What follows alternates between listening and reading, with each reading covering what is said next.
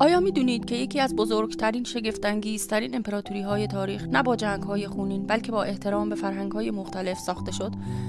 یا اینکه در قلب ایران یک کاخ باستانی وجود داره که هنوز پس از هزاران سال اسرار ساختش فاش نشده؟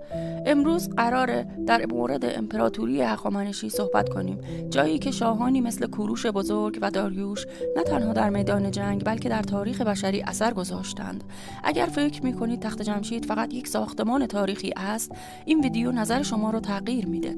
در ادامه با ما همراه باشید تا حقایق جالبی از این امپراتوری بزرگ را بشنوید که شاید هیچ وقت نشنیده باشید. تخت جمشید، شکوه امپراتوری هخامنشی. تخت جمشید، پایتخت باستانی هخامنشیان، یک مکان تاریخی نیست. اینجا گنجینه‌ای از رازهای ناشناخته است که هنوز هم برای باستانشناسان معماست. ستون‌های عظیم، حکاکی‌های دقیق و معماری بی‌نظیر، همگی از یک امپراتوری کهنه‌کار و قدرتمند حکایت دارند. اما چرا اینجا در دل کوههای فارس چنین شاهکاری ساخته شد؟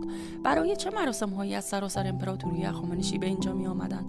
اینجا جایی بود که بزرگترین جشن‌های نوروزی و پیروزی‌ها برگزار می‌شد. آیا می‌دانید که تخت جمشید فقط برای ایرانی‌ها نبود؟ این کاخ نماد همزیستی و اتحاد ملت‌های مختلف بود. کوروش بزرگ، شاهی با قوانین انسانی. کوروش بزرگ، پادشاهی که نه تنها در جنگ‌ها پیروز شد بلکه قوانین انسانی را در سراسر امپراتوری خود پیاده کرد. اما آیا می‌دانید که او نخستین کسی بود که منشور حقوق بشر را صادر کرد؟ منشوری که هنوز هم مهمترین سند حقوقی تاریخ بشری به شمار می‌رود. کوروش در دنیای خود نه تنها به آزادی‌ها احترام می‌گذاشت بلکه ملت‌های مغلوب را آزاد می‌کرد. اما راز واقعی موفقیت او در چیست؟ حقایق کمتر شنیده شده از داریوش بزرگ. داریوش بزرگ، پادشاهی که نه تنها در جنگ‌ها درخشان بود بلکه در عرصه‌های اقتصادی و مدیریتی هم آثار ماندگاری از خود به جا گذاشت. آیا می‌دانید داریوش برای نخستین بار در تاریخ شبکه‌ای از راه‌ها و چاپارخانه‌ها ساخت که سرعت ارتباطات رو به شکل شگفت‌انگیزی افزایش داد؟ این راه‌ها چطور باعث موفقیت امپراتوری هخامنشی شد؟ چه ارتباطی بین اینترنت امروز و این سیستم‌های باستانی وجود داره؟ اسرار ساخت بناهای باستانی ایران. ایران باستان سرزمین پدری از شاهکارهای مهندسی و معماری بود.